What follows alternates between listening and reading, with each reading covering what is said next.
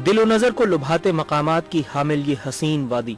बिलाशुबा कुर्राए अर्ज बिलखुसूस एशियाई खित्ते के माथे का झूमर है। एक मोहतात अंदाजे के मुताबिक सन 1990 में की गई मरदमशुमारी की रूह से कश्मीर में 8 मिलियन नफूस आबाद हैं। मुसलमानों के अलावा हिंदू और सिख अक़वाम भी कश्मीर की आबादी का एक अहम हिस्सा हैं। कश्मीरी बाशिंदों की एक बड़ी तादाद का जरिया आमदन खेती बाड़ी, मजदूरी या फिर तिजारत है। इसके अलावा कश्मीर दुनिया भर में कालीन साजी के लिए भी शोहरत रखता है। कश्मीर की ये वादी जहां एक तरफ अपनी रंगीनियों से हिस्से लतीफ की तफरीह तबाह का सामान करती दिखाई देती है, वहीं इससे जुड़ा एक पहलू ऐसा भी है जिसने कश्मीर को एक खूबसूरत कब्रिस्तान बना डाला है। एक ऐसा कब्रिस्तान जहां शख्सी और मजहबी आजादी की कोई गुंजाइश नहीं और जहां ऐसी ख्वाहिश रखने वाले अफराद को इबरत का ताजियाना बना दिया जाता है। और इस सफ़ाकाना और गैर इंसानी तर्ज अमल को अपनाने वाला कोई और नहीं, दुनिया की सबसे बड़ी सेकुलर जमहूरिया होने का दावेदार मुल्क हिंदुस्तान है, जिसकी हठधर्मी और गासिबाना कब्जे ने जन्नत नजीर कश्मीर को अंगार वादी में तब्दील कर दिया है। मेरे नज़दीक ये गासिबाना कब्जे की इस्तिलाह भी बहुत पुरानी हो गई है, कोई नई इस्तिलाह ईजाद करनी पड़ेगी। क्योंकि कश्मीरियों ने जिस तरह पिछले 60-61 साल से जुल्म सतम सहे हैं और जितने बड़े पैमाने पर कुर्बानियाँ दी हैं और अपने अज़्म को एक लम्हे के लिए भी उन्होंने मुज़महिल नहीं होने दिया है, ये इस बात का सबूत है कि भारत के साथ नहीं रहना चाहते। गासिबाना जब कब्जा हो तो उसकी तो कोई शख्स हिमायत नहीं कर सकता दुनिया में, लेकिन इस कब्जे की वजह से सारा जो जनूबी एशियाई खित्ता है ये सब अजाब में मुब्तला है और भारत को खुद बहुत बड़ी कीमत अदा करना पड़ रही है। पाकिस्तान बड़ी कीमत अदा कर रहा है, कश्मीरी बड़ी कीमत अदा कर रहे हैं और ख़तरात की जद में ला के रख दिया है इस सारे खित्ते को। भारतीय बंदूकों ने चार अतराफ खौफ और दहशत की ऐसी फजा कायम कर रखी है जिसके मुहीब साए तले जिंदगी बसर करते कश्मीरी अवाम के चेहरे जिंदगी की चमक दमक से यकसर महरूम दिखाई देते हैं। दिन का उजाला हो या रात की तारीकी, चंगेज खान के नक्शे कदम पर अमल पैरा भारतीय अफवाज जब चाहें जहां चाहें तमाम बैन अक़वामी और अखलाकी कवानीन की धज्जियां बिखेर देते हैं और इंसानी हुकूक के तहफ़्फ़ुज़ के नाम नेहाद जिम्मेदारान अपना सा मुंह लेकर रह जाते हैं। कोई नहीं जो हिंदुस्तानी जबर तसल्लुत से बिलखते सिसकते कश्मीरियों की दादरसी कर सके, न वो अमरीका जो इसराइली टैक्सी ड्राइवरों तक की मौत पर चीख उठता है और न वो अक़वाम मुत्तहिदा जिसका दिल रूए जमीन के हर गैर मुस्लिम की तकलीफ पर तो तड़प उठता है, मगर अमरीका और बरतानिया के हाथों मतून ये नाम नेहाद इदारा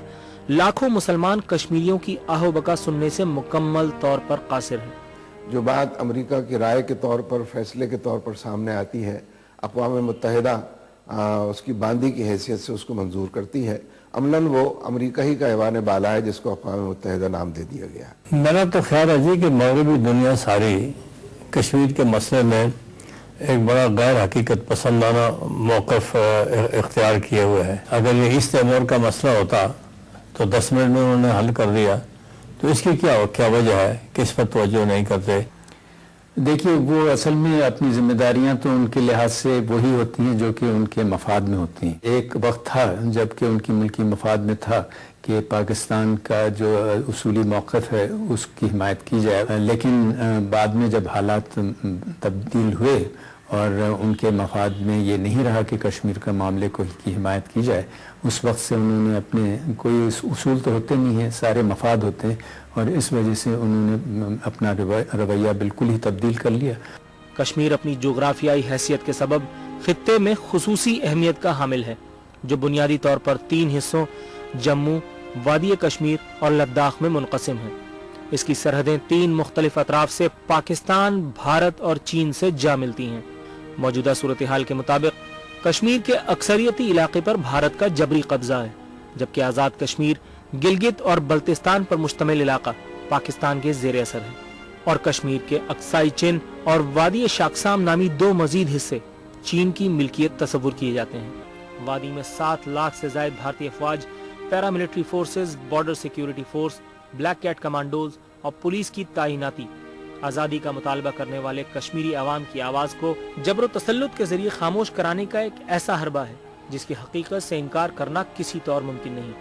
किसी किस्म के एहतसाब से बेखतर مہلک ہتھیاروں سے لیس بھارتی فوجی گلی گلی کشمیری عوام کی نسل کشی کا فریضہ انجام دے رہے ہیں، کیونکہ انہیں معلوم ہے کہ ان کی فسطائیت کی پوچھ گچھ کے لیے نہ تو اقوام عالم کو فرصت ہے اور نہ ہی اس حوالے سے خود مسلم حکمرانوں کا کردار قابل ستائش قرار دیا جا سکتا ہے۔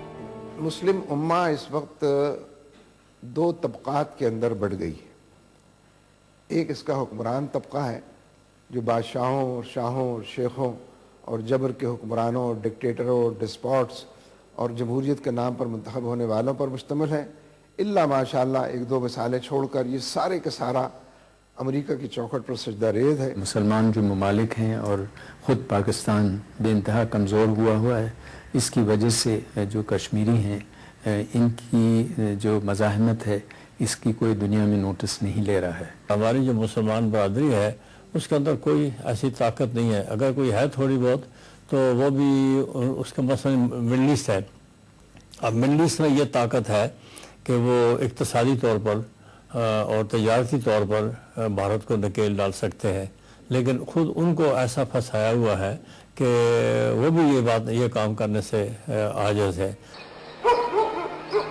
کشمیری مجاہدین کی تلاش کے نام پر مختلف اسپتالوں پر دھاوا بول کر ڈاکٹروں اور طبی عملے کو یرغمال بنا لینا اور تشدد کے ذریعے انہیں زیر علاج مریضوں کی شناخت پریڈ پر مجبور کرنا بھارتی افواج کا معمول بن چکا ہے۔ اس صورتحال کا سب سے افسوسناک پہلو بھارتی فوجیوں کی جانب سے آپریشن تھیٹرز میں گھس کر توڑ پھوڑ بھی ہے۔ کئی بار تو ان اسپتالوں میں داخل کچھ مریضوں کو دہشت گرد قرار دے کر غائب بھی کر دیا گیا ہے۔ تحقیقاتی مراکز میں گرفتار شدگان سے تفتیش کے کئی طریقے استعمال کیے جاتے ہیں، جن میں بری طرح سے مار پیٹ، الیکٹرک شاک دینا، دونوں ٹانگوں کو مخالف سمتوں میں کھینچ کر چیرا لگانا، گرم سلاخوں سے جسم کو داغنا اور پیروں کے تلووں پر بھاری لکڑی سے ضرب لگانا شامل ہے۔ شرم کی بات ہے انڈیا کے لیے کہ جو اپنے آپ کو کہتا ہے کہ جمہوریت سب سے بڑی جمہوریت ہے دنیا کی، اور اگر جمہوریت ہے اور سیکولرزم ہے تو پھر اس قسم کی حرکتیں جو ہیں وہ بالکل ہی نامناسب ہیں۔ ہندوستان میں 5-6 تحریکیں اور بھی چل رہی ہیں لادگی کی، کشمیر کی واحد تحریک نہیں ہے، لیکن وہاں یہ بات نہیں ہوتی، وہاں نوجوانوں کو اس طرح ذبح نہیں کیا جاتا، وہاں عورتوں کی بے حرمتی نہیں کی جاتی۔ کشمیر کا شاید ہی کوئی گوشہ اور کوئی شہری ہو جو نام نہاد سیکولر جمہوریہ بھارت کے سپوتوں کے بہیمانہ مظالم کا شکار نہ ہوا ہو۔ حکومت ہندوستان کے مطابق سن 1989 سے 1996 کے دوران کشمیر میں ہلاک ہونے والے افراد کی تعداد 15,000 رہی، جبکہ کشمیر کے سابق بھارت نواز وزیر اعلیٰ فاروق عبداللہ اپنے ایک بیان میں کم و بیش 50,000 ہلاکتوں کی تصدیق کر چکے ہیں۔ میرا خیال ہے جی کہ زیادہ تر عام کشمیری شامل تھے، کیونکہ بہانہ ان کو چاہیے تھا، کسی جگہ ایک مجاہد کا پتہ لگا تو اس کے بہانے سے ساری بستی پر حملہ کر دیا۔ کشمیریوں کو تو پھر ہاتھ جوڑ لینے چاہیے تھے نا، بھارت کے چرنوں کو چھو لینا چاہیے تھا، ہمیشہ کے لیے آزادی آزادی کے نعروں سے توبہ کر لینی چاہیے تھی، جبکہ پاکستان بھی اس کو پشتیبان نہیں رہا ہے، پاکستان کی فوج بھی اس کی طرف رخ کر کے نہیں دیکھتی ہے۔ اس لیے یہ پہلو اس کا بہت اہم ہے کہ ظلم کے نتیجے میں تحریک دبی نہیں ہے، بلکہ ظلم کے نتیجے میں تحریک مزید ابھری ہے۔ ان کے لحاظ سے یہ وہ ان کو اس طریقے سے کیٹیگرائز کرتے ہیں، لیکن ہم تو ان کو یہ سمجھتے ہیں کہ یہ وہ لوگ ہیں جنہوں نے کشمیر کی آزادی یا کشمیر کی ایسوسیشن پاکستان کے ساتھ کرنے کے لیے یہ اپنی قربانیاں دی ہیں۔ نہ جانے کتنے ہی بے گناہ کشمیری نوجوان اب تک بھارتی افواج کے غیر انسانی رویے کا شکار بن چکے ہیں، جنہیں کبھی بغیر مقدمہ چلائے سلاخوں کے پیچھے سڑنے کے لیے چھوڑ دیا گیا تو کبھی سرچ آپریشنز کے نام پر گھروں سے اغوا کر لیا گیا، جس کے بعد انہیں زمین کھا گئی یا آسمان نگل گیا کوئی نہیں جانتا۔ کشمیری مائیں دہائی دیتے دیتے تھک گئیں، مگر دنیا پر حکمرانی کے دعوے داروں کے کان آج بھی ان دلسوز کو سننے سے